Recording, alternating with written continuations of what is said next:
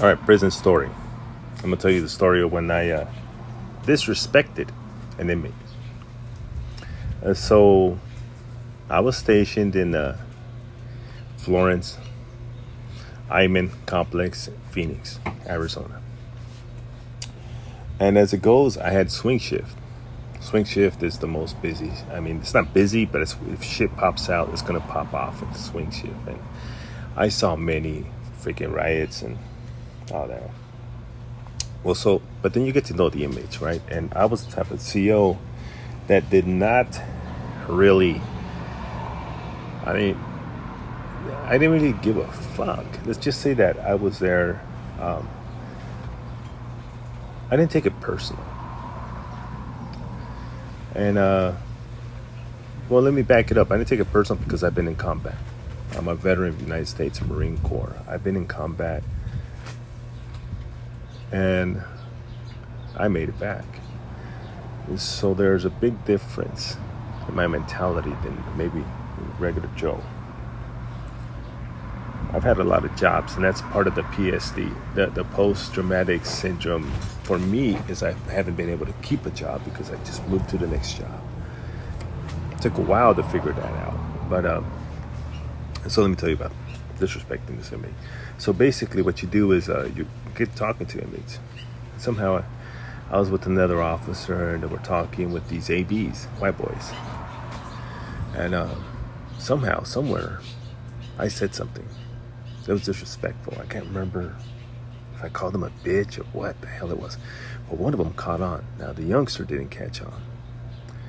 Later on, open up the yard again. I'm somewhere else. I'm a floater around all over the place. And they met me at the yard, at the fence between the North Yard and South Yard, the Iman Complex. And an officer with me, okay? One of the senior officers and white boy. And they wanted to talk to me. And I remember this young inmate coming up to me. I remember I'm pretty good. I could tell people. He was kind of stressed out, and I could see fear in his eyes because the other inmates were behind him. Right behind him, the two other, puppet masters were behind him. And he said, "Hey, CO, you disrespected me. I want an apology." I looked at the guy, youngster, I looked at who was behind him. And I turned around and told this guy, this officer. I would almost say his name, but I won't. Yeah, fuck it. It was Officer Moody. And I go, "What do you think?" He was like, like, nothing big. That was his. And I remember thinking, this little motherfucker. I remember thinking, this little puto. Because it's not his ass on the line. We're thinking, this fool. When that guy, you see, he told me, I'm watching this officer. I'm asking, "What do you think? What should I do?" And then, and I look back at him. And smile, And I go, "Hey, I disrespected you." Yeah. I go, "Well, you know what? If I disrespected you, I didn't mean to. I apologize." You see the eyes of this inmate. I apologize. Sorry for disrespect. Took liberties I was not allowed to take as a CO. And he was like, "All right, apology accepted." And he looked back at the guys, and they were like, they were kind of, these fools were kind of like kind of disappointed. You know what I'm saying? But listen, I was onto their game. And I've been in combat, man. I don't need but by then, after that, I was in some riots and shit, and I never got, I seen the yard go off. I've been to combat. I don't need that bullshit. To me, I didn't play by their games, man. But this fool that was right next to me, this officer, right away I realized that little fool. I learned a lesson there, a valuable lesson.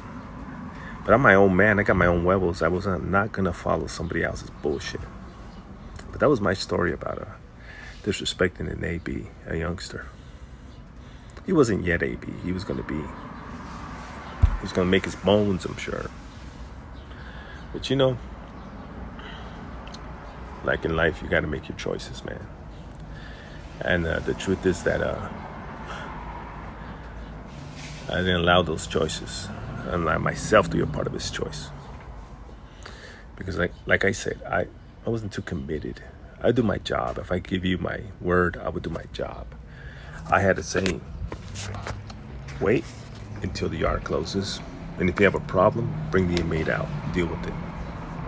You never deal with an inmate while everybody else is out and about. Because everybody's always watching. I remember stopping a freaking fight just by telling these two inmates, a black inmate and brown inmate, let's call him brown because Mexican, brown inmate, to stop. They stopped. They didn't want to fight. You know? And if they were going to fight, I couldn't do shit because I was locked up in a cage. I would have been the one controlling. Hey, this is, code such and such. I got two inmates and same old routine. But they didn't want to fight. And the thing about being an inmate, it sucks. And being a CO could suck too. I didn't do a CO for very long. I did it for 3.5 years. I've been a CO for a women's prison in Tucson. They closed it down. They moved all the women to Buckeye. Or I think it was Buckeye. Victorville or some shit. No, in Arizona. Phoenix. But that's my story about, a lesson learned. Definitely a lesson learned. Not old enough to learn the lesson. You're going to learn a lesson one way or another. To all you CEOs out there, keep your head up. And don't lose sight of what really counts.